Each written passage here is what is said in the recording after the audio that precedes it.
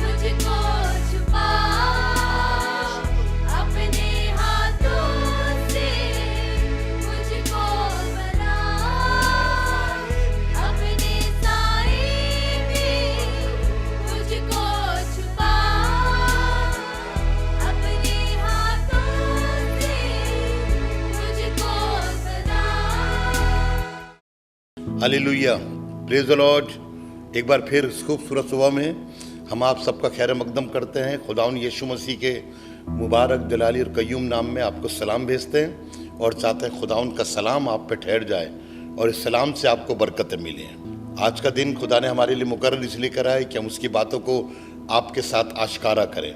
तो ध्यान रखिए कि जब भी खुदा कलाम आपके जीवन में आता है या आप उसे रिसीव करते हैं तो बड़े संभाल के रखिए। तो ये कलाम है जो हमें जीवन देता है। इसी कलाम से हमारा आखिरत में इंसाफ होगा और मैं चाहता हूँ कि वो इंसाफ खुदा के ज़रिए से आपको ऐसा हासिल हो कि आप स्वर्गीय स्थानों में अपनी जगह बना पाएँ। आइए आज एक बात खुदावन की तरफ से एक लड़की के पास भेजी गई। जब्राइल फरिश्ता आया और उसके लूका का पहला बाब है। यहाँ पर जब्राइल फरिश्ता मरियम के पास आया है। हालांकि ये बड़े दिन का सीजन हो सकता है, तो इसमें जब जब्राइल फरिश्ता आया तो मरियम अपने घर में थी और फरिश्ता उसके घर में आया और उसके पास आके कहा, सलाम तुझको, क्योंकि तुझ पर खुदा का फजल हुआ है। फरिश्ते ने एक बात उससे कही, सलाम तो सभी लोग करते हैं, लेकिन फरिश्ता जो सलाम लेकर आया है, उस सलाम के साथ उसने कहा है कि तुझ पर खुदा का फजल हुआ है। आसमान का फरिश्ता फजल की बात लेकर आ रहा है। और हमारे जिंदगी में, मेरी जिंदगी में और आपकी जिंदगी में फजल की बहुत जरूरत है। और जब हम फजल में को पा लेते हैं तो हमारी जिंदगी बदलने लगती है। बहुत बार इंसान की तबीयत जब खराब होती है तो दवाइयां इतना काम नहीं करती जितना खुदा का फजल काम करता है। आया उससे कहने लगा, सलाम तुझको जिस पर खुदा का फजल हुआ है। पहला बाब 28वें आयत में, और उस फरिश्ते ने हाँ, उसके पास अंदर आकर कहा, उसके पास अंदर आके कहा, सलाम तुझको जिस पर फजल हुआ है, जिस पर फजल हुआ है, खुदावन तेरे साथ। खुदावन तेरे साथ है। पहले सलाम करा, फिर फजल वाली बात बताई, और तीसरी चीज बताई, खुदावन तेरे साथ है। सलाम की बात किसी और दिन करेंगे, खुदा की बात किसी और दिन करेंगे। आज आपके साथ फजल की बात कर रहे हैं, क्योंकि फजल आज मेरी और आपकी जिंदगी को बदलने जा रहा है। इस दुनिया में हर एक को खुदा के फजल की बड़ी जरूरत है। आप बड़ी मेहनत करते हैं, बहुत मशक्कत करते हैं, खूब कमाते हैं, लेकिन खुदा का फजल ना हो तो वो ढेर सारी चीज भी आपको थोड़ी लगती है। सुनिए खुदावन ने क्यों कहा ऐसा, कि तीतुस की किताब है, उसका 2 बाब और उसकी 11वीं आयत में क्या फजल हुआ है। इस यानी वो लड़की कुंवारी है, और कुंवारी से बच्चा कभी भी नहीं हो सकता जब तक कि उसकी शादी ना हो। लेकिन आसमान का खुदा फरिश्तों को भेजकर कह रहा कि तुझ पर फजल हुआ है, और आगे की लाइनों में लिखा कि तू हामिल होगी और एक बेटा जनेगी। तो सुनिएगा ये सब कुछ क्यों हुआ। तीतुस 2 बाब 11वीं आयत, क्योंकि खुदा का वो फजल, क्योंकि खुदा का वो फजल जाहिर हुआ है, जो सब आदमियों की नजात का बाइस है। फजल बहुतों पे होता है। बीमारी से ठीक होने का फजल होता है, रुपया नहीं मिले, रुपया आ जाता है तो उसका फजल होता है। जैसे खुदा ने हाजरा पे फजल करा, रेगिस्तान में बैठी थी, फरिश्तों को भेजा और फरिश्ते ने उसको बताया वो रहा पानी। लेकिन यहां पर खुदा ने मरियम पे एक फजल करा, और वो फजल क्या है, फिर से पढ़िएगा। वो फजल, क्योंकि खुदा का वो फजल जाहिर हुआ है, जो सब आदमियों की नजात का बाइस है। अब देखिए, फजल तो उसके ऊपर आया था मरियम पे, लेकिन फजल जो उस पर आया मरियम पे, तो उससे सारे दुनिया को नजात मिली है। यानी कहने का मतलब ये, ना तो मरियम पे फजल होता, ना यीशु मसीह उससे पैदा होता, और ना हमें उद्धार मिलता। खुदा ने इस दुनिया को उद्धार देने के लिए, ये उद्धार की जो चीजें सिर्फ क्रिश्चियनिटी में है, बहुत से और दूसरे लोगों के पास ये नहीं है, और दूसरी कौमों इस चीज से नावाकिफ हैं। लेकिन बाइबल मेरे आपको सिखाना चाहती है, यीशु मसीह जो पैदा हुआ फजल से पैदा हुआ, किसी आदमी के जरिए से पैदा नहीं हुआ। उसके सुलभ में कोई आदमी का अंश भी नहीं था। वो खुदा का फजल था। लिखा रूल कुदूस तुझ पर साया डालेगी। फजल, रूह के जरिए से एक लड़की कुंवारी हुई, उसके बेटा पैदा हुआ, और उसके जरिए से हमें उद्धार मिला। खुदावन का वो फजल जाहिर हुआ है। इसके माने बहुत से फजलों में एक ये फजल ये है कि इस फजल से मेरे को और आपको नजात मिली है। आप सोचेंगे नजात किस चीज की? बीमारी से भी नजात होती है, और गरीबी से भी मिलती है नजात, दुश्मनों से भी मिलती है नजात। लेकिन यहां पे नजात जो मिली है, मत्ती रसूल की इंजील 1 बाब और उसकी 21वीं आयत को जब आप ध्यान से पढ़ेंगे तो एक बात आपको बड़ी समझ में आएगी। सुनिएगा, उसके बेटा होगा, और उसके बेटा होगा, तू उसका नाम यीशु रखना, क्योंकि वही अपने लोगों को उनके गुनाहों से। अब हमें ये याली नजात कोई नहीं दे सकता था। इब्राहिम के जमाने से लेकर मलाकी की किताब में नजात का शब्द किसी के द्वारा नहीं आया। नजात का शब्द सिर्फ यीशु मसीह के लिए। अभी वो पैदा नहीं हुआ है, अभी वो उसके पेट में है बच्चा, रूह कुदूस के जरिए से, और यूसुफ लाने से डर रहा है। तो आसमान के फरिश्ते ने खुदा की तरफ से आके एक बात उससे कही, उसको अपने घर लाने से न डर, देख उसके बेटा पैदा होगा, उसका नाम जो यीशु रखेंगे, और वो अपने लोगों का उनके गुनाहों से नजात देगा। इसके माने यीशु मसीह कि मां पर जो फजल हुआ हमारी नजात की वजह बनी।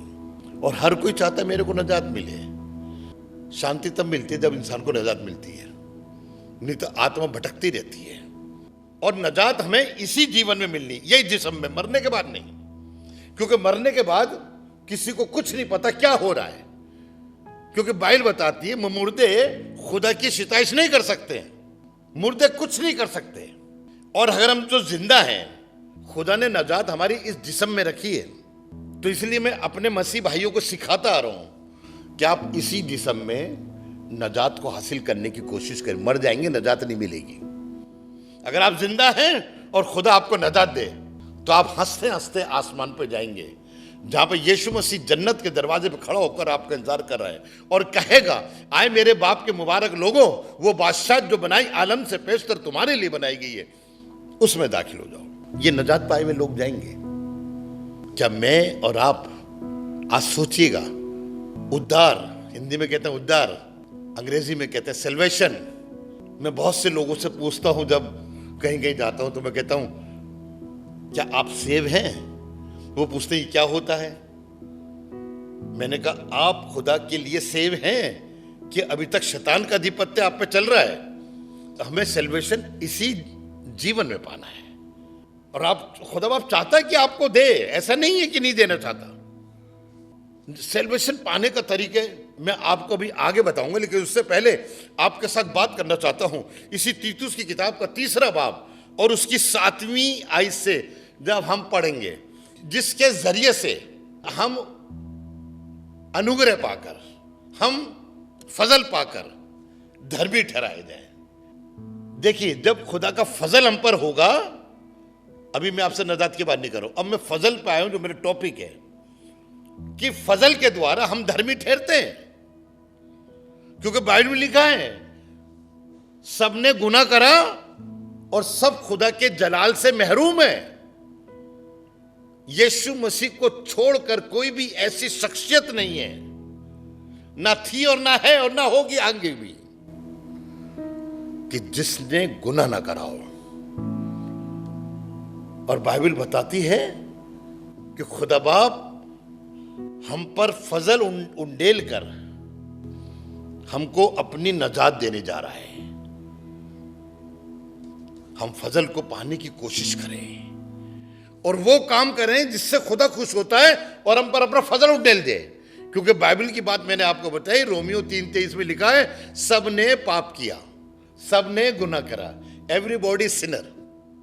सब पापी हैं, सब गुनहगार हैं, और ऐसे गुनहगार हैं कि खुदावन के जलाल से महरूम है। If you want to see the glory of the God, तो सबसे पहला हमें काम यह करना है कि हमारे गुनाह माफ किए जाएं। और गुनाह को माफ करने का अधिकार इब्राहिम से लेकर मलाकी तक किसी के पास नहीं था। यहां तक यूहन्ना बपतिस्मा भी देने वाला आया, उसके पास भी गुनाह को माफ करने का अधिकार नहीं था। यानी कि जिससे यीशु मसीह ने जन्म लिया, उस औरत के पास भी गुनाह को माफ करने का अधिकार नहीं था। तो बाइबल तो इस चीज के लिए बताती है कि हम तो गुनहगार रहे हैं, हम खुदा के जलाल से महरूम हैं, हम खुदा के जलाल को नहीं देख पाएंगे। जिस तरह मूसा पहाड़ पर खुदा से कह रहा था, जब दूसरी बार गया था 10 कमांडमेंट्स लेने, एक बार तो उसने तोड़ दिए थे, दूसरी बार गया था खुद अपनी वैसी तख्तियां बना के ले गया था। और जब वहां कह रहा था, मैं चाहता हूं तू मुझे अपना चेहरा दिखा दे, तो खुदा बाप ने कहा, बेटा तू मेरा चेहरा नहीं दे सकता, हाँ जब मैं तेरे पास से गुजरूंगा तो तू मेरे को पीछे से दे सकता, मेरा जलाल देखेगा। और हम भी वही जलाल आज खुदा को देख रहे हैं। खुदा के चेहरे से कोई भी आबिल मुकाबिल नहीं हो सकता। लेकिन बाइबल में तो एक बात लिखी है, जब आप उस बातों को गौर करें तो यूं लिखा है, धन्य है वो, मुबारक है वो जो पाक दिल है, वो खुदा को देखेंगे। तो इसके माने हम खुदा को देख सकते हैं। जो मूसा नहीं देख पाया, वो खुदावन को देखने के लिए खुदा ने मेरे और आपको ठहराया है। मैं आपसे कह रहा था ना कि जो जितने लोग हम दुनिया में हैं, हम सब गुनाह से वाबस्ता हैं। इसलिए पौलुस ने रोमियो कलीसिया को बताया था, सबने गुनाह करा और सब खुदा के जलाल से महरूम। बड़े ध्यान सुनिएगा, लेकिन तीसरे बाब की 24वीं आयत रोमियो में जब आप उसे पढ़ेंगे तो आपको बरकत मिलेगी। रोमियो का तीसरा बाब 23वीं आयत में तो ये लिखा तुम महरूम हो, तुम्हें जलाल नहीं मिलेगा, क्योंकि यू आर सिनर। और कोई गुनहगार खुदा के जलाल को देख ही नहीं सकता, कोई भी गुनहगार खुदा की बादशाहत में दाखिल नहीं हो सकता, क्योंकि पौलुस ने कोरिन्थियों को साफ लिखा था कि जो गुनहगार लोग हैं, जो शरीर लोग हैं, वो बादशाहत में दाखिल ही नहीं होंगे। लेकिन 24वीं आयत को पढ़िएगा, सुनिएगा, मगर उसके फजल, किसके फजल से? यीशु मसीह के। गुनाह सबने करा और सब जलाल से महरूम है, लेकिन उसके फजल से उस मखलसी, वो मखलसी का जो यीशु मसीह ने दी है, उस मखलसी के वसीले से जो मसीह यीशु में है, मुफ्त में आपने कुछ नहीं करना, 1 रुपया तक नहीं देना इसमें आपने। खुदावन यीशु मसीह ने जितने काम किए, मैंने पूरी बाइबल को पढ़ा है, किसी ने उसको कुछ भी नहीं दिया, और उसने कभी किसी से मांगा, क्योंकि उसके पास जलाल था, उसके पास फजल था, वो जो कहता था हो जाता था। लेकिन यीशु मसीह के फजल के जरिए से हम मुफ्त में राजबाज ठहरते, राजबाज धर्मी, राइचस मैन। और बाइबल बताते कोई भी राइचस नहीं है, कोई भी धर्मी नहीं है। हमने अगर धर्मी बनना है तो हमें खुदा के फजल को हासिल करना है। हम खुदा के फजल को हासिल करें ताकि हमारी जिंदगी बढ़ती चली जाए। जब अनुग्रह आता है, जब खुदा का फजल होता है, जब खुदा का ग्रेस हमारे जीवन पे आता है। सुनिएगा, भजन संहिता 84 इसकी 10वीं आयत में तो ये लिखा है, तेरे आंगन का एक दिन कहीं के 1000 दिन से बेहतर है। और 11वीं आयत में ऐसे लिखा है, खुदावंद खुदा आफताब है, आफताब है, और सिपर माने हमारी ढाल है। खुदावन क्या बख्शेगा? फजल बख्शेगा और जलाल बख्शेगा। और जो रास्तरों हैं उनसे कोई नेमत बाज नहीं रखेगा। खुदावन हर एक शख्स के लिए, क्योंकि हम एक दाऊद ने ज़बूर लिखा था, खुदावन मेरा चरवाहा है, मुझे किसी चीज की कमी नहीं होगी। यस, जब खुदावन चरवाहा बन जाता है तो अपने फजल के जरिए से दुनिया के लोगों को, यीशु मसीह के पीछे चलने वालों को कभी किसी चीज की कमी नहीं होने देता। लिखा है वो अपने फजल से हमें माला माल कर देगा। वो किसी भी रास्तरों से कोई नेमत रख नहीं छोड़ेगा। अब तो समझ में आनी कि हम रास्ता चलें।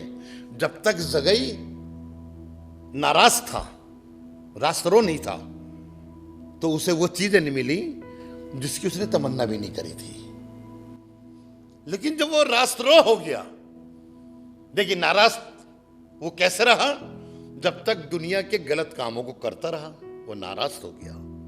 लेकिन जब इत्तेफाकन उसने यीशु मसीह की चर्चा सुनी, और चर्चा सुन के देखिए फजल उसने कैसे हासिल करा, मैं आपको बताना चाहता हूं। ऐसा फजल हुआ कि खुदा ने उसके घर में खड़े होकर कहा था, आज इस घर में नजात आई है। ये खुदा का फजल था। अभी तो उसने कुछ ऐसा काम ही नहीं करा था, और बाई बर्थ वो यीशु मसीह को नहीं जानता था। उसके पास पवित्र आत्मा भी नहीं थी, उसका बैप्टिज्म भी नहीं हुआ था। जो कलाम मुकद्दस में लिखा है, खुदा ने कहा था कि चुंगी लेने वाला खुदा की बादशाहत में दाखिल नहीं होगा। तो लेकिन आज इस घर में नजात आ गई। How it is possible? ये सब जगह ही ने कैसे हासिल कर लिया? सिर्फ फजल से। और फजल से देखिए उसके जीवन में फजल कैसे आया। लेकिन जब उसने चर्चा सुनी तो उसने कहा मैं इसको जाके जरूर देखूंगा। जब कोई आपके सामने बड़ी तारीफ कर दे किसी की, तो आपका दिल कहता है यार एक बार देख तो ले कैसा है। और लिखा वो जकई सुबह सुबह उठ के दौड़ के चला गया। एक अच्छे स्टेटस वाला आदमी था वो, लेकिन दुनियावी तरीके से उसका कद छोटा था बस। और एबार की किस बाप की किस आदमी लिखा, कोई भी एबदार खुदा की बादशाहत में दाखिल नहीं होगा। और उसके साथ एक एब जुड़ा हुआ था कि वो जितनी हाइट होनी चाहिए उससे भी आधा था, लेकिन था बड़ा मालदार। लेकिन यीशु को देखने के लिए उसने कहा यीशु को देखूंगा। यीशु को देखने के लिए उसने अपने हैसियत को भी नजरअंदाज करा। किसी को साथ नहीं लिया। इसके माने उसने प्लानिंग रात में ही बना ली कि सुबह जाऊंगा। उसने कैसे मालूम करा होगा कि यीशु मसीह कहां से निकलता है। इसके माने उसने बड़ा जोड़ तोड़ करा होगा। अपने कर्मचारी से कहा, भाई वो देखो यीशु मसीह के शागिर्द कहाँ हैं, उनसे पूछवाया होगा। तो उसने कहा, हाँ भाई कल तो हमारा यहाँ पर भी हम जाएंगे उधर। तो वो उसी रास्ते में बैठ गया, दौड़ के गया, गूलर के पेड़ पे चढ़ा और छुप के बैठ गया। अब यीशु मसीह उसी टाइम तो आ नहीं गया जब बेचारा गया होगा। मैं आपको इसलिए बता रहा हूं कि आप समझे थोड़ा सा। वो और लिखा, जब वो वहां पे जाके बैठ गया, काफी देर के बाद यीशु मसीह आया होगा। और यीशु मसीह जब आया, वो जानता था हाँ कोई मेरी इंतजार कर रहा है, क्योंकि वो तो वो दिलों और गुर्दों का जांचने वाला है। उसने कहा, जक्कई नीचे उतर आओ। पहले तो वो बिल्कुल चौंक गया होगा, इसे मेरा नाम कैसे पता, अभी तो मैं मिला भी नहीं हूं इसे। तो उसने कहा, जक्कई नीचे उतर आओ, आज मेरे को तेरे घर में जाना जरूर है। जक्कई ने जल्द नीचे उतरा और यीशु मसीह को लेकर अपने घर चले गए। सुनिएगा, एक खराब आदमी यीशु मसीह का हुक्म मान रहा है। मैं और आप शायद अच्छे लोग हैं, क्या हम यीशु मसीह का कहना मानते हैं? जो यीशु मसीह ने कलाम में हमें बातें सिखाई, क्या हम उसे मानते हैं? और वो लेके चला गया, और लेके चला गया तो सबसे पहले उसने कहा, जरा यीशु मसीह 1 मिनट ठहरिए। अपने घर में गया, वो सारा चीज सफाई कर दी। और घर में घुसते ही पता नहीं यीशु मसीह ने उस गूलर के पेड़ से लेकर जक्कई के घर तक क्या बातें उससे करी कि उसकी जिंदगी बदल गई। और उसने खड़े होकर, देखिए फजल पाने के लिए उसने क्या क्या करा। उसने खड़े होकर कहा, मैं अपनी कमाई का आधा हिस्सा कंगालों को देता हूं, और अगर किसी से ना हक लिया है तो उसको कितने गुना? 4 गुना। ऐसे लिखा ना, उसको 4 गुना था फरमाता हूं। अब बताइए बच्चा क्या होगा? तब यीशु मसीह ने खड़े होकर कहा, आज इस घर में नजात आई है। अगर आप भी अपनी जिंदगी में नजात पाना चाहते हैं, और कोई खुदा का खादिम आके आपके घर में कहे, आज आपका उद्धार होने वाला है, तो इससे बेहतर वो कहे, आप अपनी जिंदगी में जो सारी गलत बातों को निकाल के दूर कर दीजिए। यीशु मसीह ने एक दिन कहा तो था, अपनी सारी चीजें खैरात कर दे। और वो आदमी खैरात नहीं कर पाया, रुसवा होके चला गया। मांगने तो हमेशा की जिंदगी आया था। हमेशा की जिंदगी उसी को मिलती है जिसको नजात मिल जाती है। उस आदमी को नहीं मिली, क्योंकि वो बहुत अमीर था। जक्कई भी बहुत अमीर था, उसको नजात मिल गई। खुदा के फरिश्ते ने मरियम से कहा था, तेरे पे फजल हुआ है। और वो फजल सारी दुनिया में बहने लगा। सिर्फ वहीं पे नहीं, बैतलहम में ही नहीं, सिर्फ फजल नासरत में ही नहीं, सिर्फ फजल यरूशलेम में नहीं, आज दुनिया के कोने कोने में खुदा का फजल बह रहा है। और ये फजल मरियम के जरिए से हमारे और आपके पास तक पहुंचा है। रोमियो को 6 बाब और उसकी 12वीं आयत में कुछ ऐसा लिखा है, सुने। पुनः तुम्हारे फानी बदन में बादशाही ना। बड़े ध्यान सुनिएगा। If you want to get the salvation, तो जो गुनाह हमसे, गुनाह जो इस दुनिया में भरा पड़ा है, तो गुनाह तुम्हारे इस फानी बदन में, फानी माने खत्म होने वाला, ये जिस्म खत्म होने वाला है। तो लिखा है, गुनाह तुम्हारे फानी बदन पर बादशाह। इसके माने गुनाह बड़ी बादशाहत करता है, हमारे जिस्म को अपने लिए इस्तेमाल करता है, वो बादशाहत करता है। ले लो 30 चांदी के सिक्के, भेज दो यीशु मसीह को। उसने वही काम करा।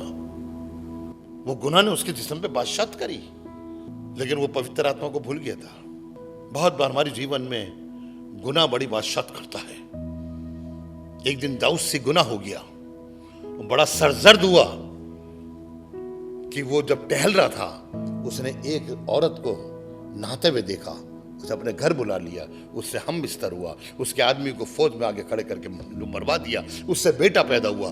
तब खुदा ने कहा, तेरा बेटा तुझसे छीन लूंगा। वो तो शुक्र हो कि दाऊद ने नात नबी के आगे अपने गुनाहों का इकरार करा, खुदा ने उसे माफ कर दिया। खुदा बाप चाहता है कि ये गुनाह हमारे फानी बदन पर बादशाहत ना करे। जब कोई बादशाहत करता तो वो चाहता है जो उसके दिल में वो आपसे करवाता है, लेकिन खुदा चाहता है वो गुनाह। देखिए, यूसुफ भी तो एक छोटी शख्सियत था, किसी के हाँ नौकर करता था, गुलाम में था वो, लेकिन गुनाह ने उसके जिस्म पर बादशाहत नहीं करी, वो उस गुनाह को ठुकरा के भागा। बाइबल में ये किस्सा बड़ी अजीब और गरीब है। उसने अपने जिस्म पर बादशाह करने से मना कर दिया और कह नहीं, मैं नहीं कर सकता। ये बहुत बड़ा दिल होना चाहिए कहने के लिए, चाहे उसके लिए उसको जेल खाने में जाना पड़ा, लेकिन उसने गुनाह को अपने जिस्म पर बादशाह नहीं करने दिया। गुनाह तुम्हारे फानी बदन पे बादशाह ना करे। आगे जब गुनाह हमारी जिस्म पर बादशाह करता है तो हम उसकी चीजों के ताबे हो जाते हैं। जैसा कहता है यस यस, यही तो हम करते हैं। जब हमारा सुनिएगा चर्च का टाइम है तब वो गुनाह फानी बदन पे कैसे बादशाह करता है, चले जाना भी आधे घंटे हो रहे हैं, ये बादशाह कर रहा है आपके ऊपर, आपको वक्त से पहले जाने से रोक रहा है। ये ऐसे बादशाह करता है कि वो खुदा के हुक्म को भुलवा देता है और तब उस गुनाह हमें याद आता रहे कैसे करेंगे। आगे पढ़िए 13वीं आयत। और अपने अज़ा नाराजगी के हथियार होने के लिए गुनाह के हवाले ना, और अपने अज़ा, देखिए हमारे जिस्म में बहुत अज़ा हैं, अंदर का तो मैं आपको नहीं बता सकता कितने, लेकिन दिल, ये जो यहाँ दिख रहे हैं सर के बाल से लेके पाँव के नाखून तक, यही तो अज़ा है। सबसे पहले हमारा दिमाग एक अज़ा है, फिर आंख हमारी अज़ा है, फिर कान हमारे अज़ा है, फिर हमारे होंठ अज़ा है, फिर हमारा हाथ अज़ा है, पांव अज़ा है। ये हम गलत कामों के लिए इस्तेमाल करते हैं। गुनाह हमसे हमारे अंगों को गलत काम के लिए इस्तेमाल करता है। यहूदा स्क्रूति की दिमाग में डाल दिया, ले लो 30 चांदी के सिक्के, उसने वो काम करा। इज़ेबेल के दिमाग में डाला, इससे ये दाग की बारी लेनी है, एक तरीका है, उसने उसको पत्थरों से मरवा मरवा के जान से मरवा दिया नबोत को। ऐसे राज्य करता फानी बदन पे। लेकिन खुदा बाप चाहता है हम ऐसे गुनाह की ख्वाहिशों को पूरा न करें, क्योंकि याकूब ने पहले बाब में लिखा 14 आयत में कि ख्वाहिशें कैसे आती है, खिंचकर और फंसकर, और फिर ये गुनाह हामला होता है, ख्वाहिश हामला होती है। देख, गुनाह से ख्वाहिश हुई और ख्वाहिश अंदर बना, बच्चा बना, और वो हामला हुआ तो पैदा क्या हुआ, गुनाह ही तो पैदा, मौत पैदा हुई। और खुदा बाप नहीं चाहता कि गुनाह आपके फानी बदन पर राज्य करे, और खुदा चाहता है कि हम उसके जलाल के वारिस बने। आगे आपसे बात करेंगे, पहले आपसे दुआ करें। खुदा यीशु मसीह, हम तेरे शुक्रगुजार हैं, तो हमारा अच्छा खुदा है। आज तूने हमें सिखाया कि हम तेरे फजल को पाने की कोशिश करें। वो फजल जो दाऊद ने पाया, वो फजल जो यूसुफ ने पाया, वो फजल जो कुरनुलियस ने पाया, वो फजल जो जकई ने पाया, काश यही फजल आज हम सब पर भी हो सकता है हम लोग इस काबिल ना हो कि तेरा वो फजल बने, बल्कि तू हमको अपने काबिल बना। जो बातें हमने सुनी है, जिसको सुनकर ये फजल को पाने के काबिल बने, हमें ही बना। हमारी खता, हमारी कसूर, हमारी गलती और हमारे गुनाह सब माफ कर दे फजल से, ताकि हम इसे पाने के लायक हो जाए और फजल हमारे अंगों पर इख्तियार रखे। सबको बरकत दे, यीशु के नाम से मांगते हैं, आमीन। अगली बार फिर मिलेंगे। Praise the Lord. उम्मीद है कि आज आपने जरूर बरकत को हासिल किया होगा और खुदावंद ने आपको आशीष दी होगी। हम चाहेंगे कि आप हमसे संपर्क करें। अगर आप किसी भी तरीके की सहायता करना चाहते हैं, दुआएं हैं आपके पास, प्रार्थनाएं हैं, तो ज़रूर आप हमसे संपर्क करें। हमारा पता और हमारे नंबर्स आपके पास पहुंच चुके हैं। आप इनके द्वारा हमसे कांटेक्ट कर सकते हैं, ताकि हम दुआओं में और आपके साथ मिलकर खुदावंद की महिमा में आगे बढ़ सके। Praise the Lord. खुदा आप सबको बहुत आशीष दे। हमारा एड्रेस है assembly of believers church, S410 street number 11, school block, Shakarpur, Delhi 110092। और अगर आप हमसे फ़ोन पे कांटेक्ट करना चाहते हैं तो हमारे नंबर हैं 8527158740 और दूसरा नंबर है 9891358387। इसके अलावा 9891152423।